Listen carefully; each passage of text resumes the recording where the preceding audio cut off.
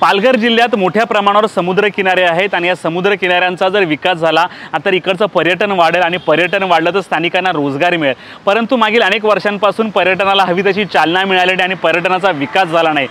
राजेश पाटील खासदार जर निवडून आला तर त्याच्या माध्यमातून ह्या पश्चिम पट्ट्यावर जे समुद्रकिनारे आहेत त्यांचा विकास करून पर्यटन वाढवणार असा ठाम दावा जे आहे बहुजन विकास आघाडीचे कामगार नेते राजीव पाटील यांनी केलेला आहे। वसई विरारसह संपूर्ण पालघर जिल्हा गुजरात बाउंड्रीपर्यंत जो सलग समुद्रकिनारा आहे आणि या समुद्रकिनारे म्हणजे हे आपल्याला एक मिनी गोवा म्हणून वसई विरारची ओळख असते। परंतु हवा तसा या भागाचा विकास झाला नाही, हवं तसं पर्यटन झालेलं नाही। नेमकं राजीव पाटील यांचं म्हणणं तरी काय आपण ऐकूयात। आपल्या पालघर जिल्ह्यामध्ये साधारण 72-74 किलोमीटरचा समुद्रकिनारा आहे। त्यामध्ये जवळजवळ 48 कोळीवाडे आहेत आणि कोळीवाड्यांमधले मच्छीमार जे आहेत मच्छीमारांना आता सातत्याने समुद्र माशाचा मोठ्या प्रमाणात दुष्काळ असतो। त्या दुष्काळावर कायमस्वरूपी उपाययोजना करण्यासाठी पण प्रयत्न करणार आहोत।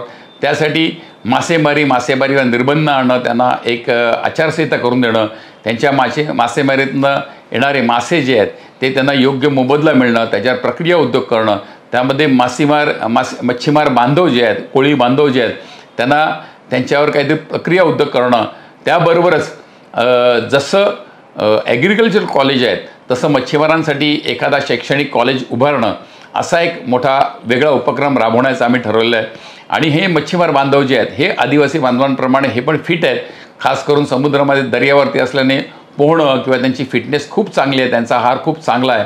त्यामुळे त्यांच्याकडनं पण खेळ करून घेऊन चांगल्या खेळामध्ये त्यांना प्रगती व्हावी म्हणून स्पेशल ट्रेनिंग देऊन मिशन 2024-2036 हे ऑलिम्पिक्स आहे ते यशस्वी करण्यासाठी त्यांच्यासाठी आम्ही प्रयत्न करणार आहोत। याबरोबरच हा जो समुद्रकिनारा आहे हा 72-74 किलोमीटर समुद्रकिनारा आहे, ह्यामध्ये 5-6 असे चांगले बीच आहेत। उदाहरणार्थ बोर्डी बीच आहे, बोईसर नांदगाव बीच आहे, केळवा बीच आहे, अर्नाळा बीच आहे, राजोडी वसई बीच आहेत।